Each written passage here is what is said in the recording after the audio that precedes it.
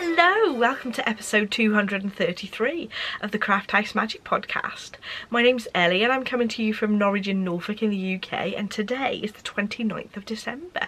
So welcome everybody. I hope you all had a lovely crafty week, or a few weeks since the last time I've podcasted, or a week since I did my last vlog, and I hope you've had a lovely festive season so far. So today I've got some knitting, some sewing and some information on my shop to share with you. I've got quite a few things that I want to chat to you about the shop next year in terms of yarn clubs, advent calendars and also the winter warmer project bag and yarn set. I can chat to you about that at the end of the podcast.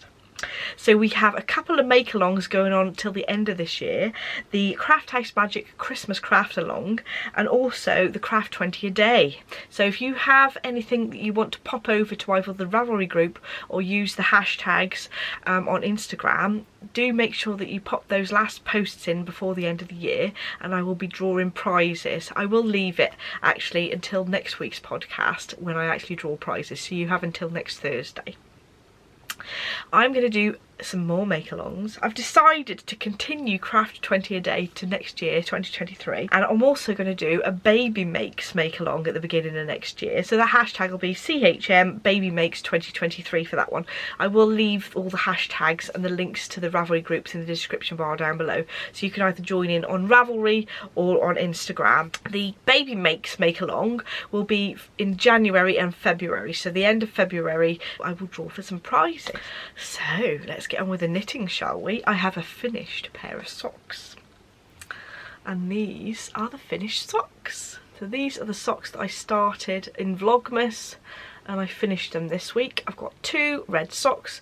This colourway is Fariytale in New York and it's on a DK base. It's one of my own hand-dyed colours and this is the sock set on the DK base that I chose to knit it in.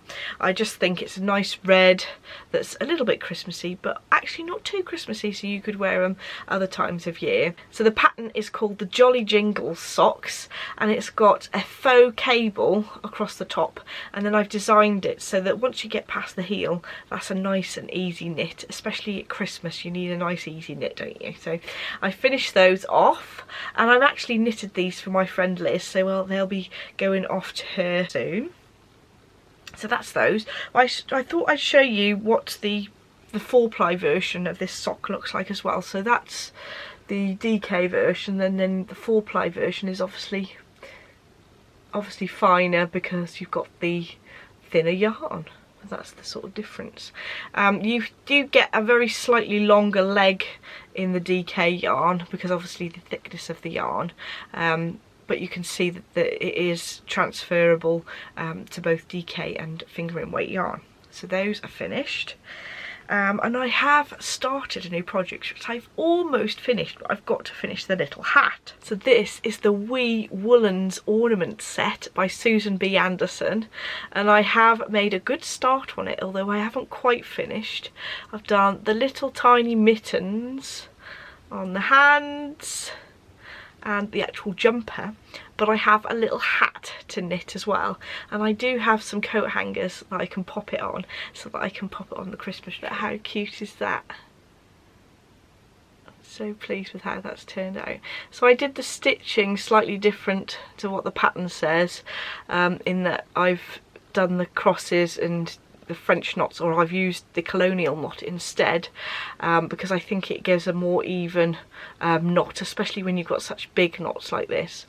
But I think it looks really cute still. And I'm thinking maybe I need to do some stitching on the hat as well. So the pattern is written so that you can do embroidery over the top of the jumper, or there are two colourwork options that you can choose as well. So I've chose to do the embroidery on mine because I thought that it'd be really nice to have the two different colours on top of the cream. Actually it's a white yarn, this one, and these are made out of scraps of yarn that I'd got in some Jamesons and Smith in my stash. I'm just using up little scraps of yarn that I've already got. But that hat is going to really finish it off. I'm thinking that I was going to do it in this darker teal colour, but we'll see. I might change my mind. so cute. It is quite an expensive pattern really for a tiny little ornament, but I just could not resist it. It's the cutest thing on the planet. I'm thinking that this version is going to hang up in my craft room actually, and I want to make a version in red so that I can hang that on my Christmas tree. Next week I'm planning to do a summary of my Make 9 knitting makes that I've done for the 2022, and I have got a couple that I haven't managed to start even, so I haven't completed it this year, but I think I've made a reasonable go at it, so I can show you the things that I have completed and those that I'm still working on. You never know, I might get something else finished by next time. So the next section is sewing. I haven't actually got a finished item, but I do have a cut out one, so I thought I'd just show you my progress. I found this fabric in my stash and I thought, oh, how lovely would that be in the pearl cardigan, which is a Tilly and the Buttons pattern, and I thought that would be really nice because this is a nice drapey viscose fabric. I'll pop a picture on the screen of what the pattern looks like, so you can sort of think about what it'll look like when it's on. I thought that would really look nice in this fabric. It's got some really pale pinks and greys in there, and I'm hoping that's something that I'll wear quite a lot. I have risked it a bit doing the first one in some fancy fabric. Well, it's not really fancy, I have had it a long time, but it is really gorgeous, so I'm risking it a bit. But because it's a Tilly and the Buttons pattern, I am used to picking the same sizes on the shoulders and on the body, so I'm hoping that if I've just done that it'll fit okay. So I'm really looking forward to how that's coming out. I have got it still pinned to the paper here. For jersey patterns, I do tend to pin the pattern pieces to the paper so that I know which bit's from what bit, so I can store it like that until I actually come to sew it. Normally I tend to do the sewing quite quickly, but because we've been so busy over Christmas, I just have my stack of fabric pieces to put together. So I'm hoping I'll get a chance to do that over the weekend. But it's a really cute cardigan, and I actually purchased the pattern literally the week the pattern came out, so that's how long I've had it. I really want to get lots of dressmaking done this year, well, this coming year, 2023. So now I'm on to my shop update section. So first of all, I wanted to talk about the winter warmer project bag and yarn set. So going with the other seasonal bags that I've been making this year, I'm going to do a winter one. Now I did intend to release the listing earlier this month, but it's just been so busy. So the listing is going to go out this Friday, the 30th of December, and the listing will be open till the 15th of January for this one, and then it will go out by the end of January, this particular set. But it's going to be a medium-sized project bag with some applique and free motion stitching on in a winter warmer theme. I will be putting pictures on Instagram and on my website as it's released, so you can see what the theme is, but it's going to be a nice cozy sort of theme this time. And that will come with 100 grams of either 4-ply or DK weight yarn and a 20-gram mini. You can choose from a merino and nylon, a merino nylon and stellina, a BFL and nylon, or a merino nylon DK. So you've got the fingering weight in the 3 different bases, and then the DK in the merino and nylon to choose from as well. I've also got some other things going in the shop on Friday the 30th of December as well. These will be the beginning of next year's yarn clubs.